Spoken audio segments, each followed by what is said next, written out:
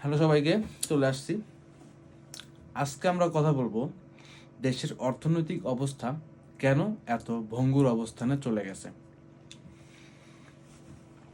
দেখেন, আমাদের দেশের চালিকা শক্তিটা আসলে কি?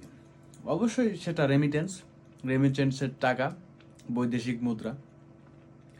এখন আমাদের প্রবাসী ভাইয়েরা যারা কাজ করে, তারা প্রতিনিয়ত কাজ করে যাচ্ছে নিজের স্টাবলিশমেন্টের জন্য, অ্যান্ড সর্বোচ্চটা দিয়ে তারা কাজ করে টাকা পাঠাচ্ছে। দেন কি হলো, আপনার টাকাটা আসলো, বাংলাদেশ ব্যাংকে ঢুকলো, দেন আপনাকে ডলার হিসেবে আসলো, তারপর রিঙ্গিত হিসেবে আসলো, যে যে দেশে আছে, কুয়েতের দিনার হিসেবে আসলো। আসার পরে সেই টাকা বাংলাদেশ ব্যাংকে এক্সচেঞ্জ হলো, হয়ে আপনি বাংলা টাকা পাচ্ছেন, আপনার পরিবার বাংলা টাকা পাচ্ছে। আচ্ছা, ভালো কথা, এখন অবধি ক্লিয়ার।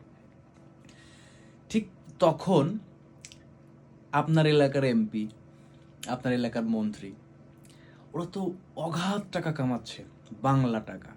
এই দেশে থেকে বাংলা টাকা কামাচ্ছে, অবৈধ বৈধ সব কিছু মিলা টাকা কামাচ্ছে। দেন সেই টাকা সুন্দর মতো পরিচিত লোক বা লবিং মাধ্যমে অনেক লবিংয়ে পাঠানো যায়। দেন ব্যাংকে যাচ্ছে, সেই অবৈধ টাকাগুলো জমা দিচ্ছে।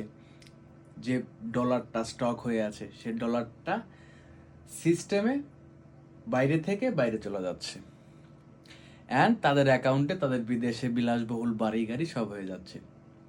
যে টাকায় আমাদের দেশের উন্নয়নের কাজে ব্যবহৃত হওয়ার কথা ছিল, সেই টাকা বাইরে গিয়ে বাড়িঘর হচ্ছে।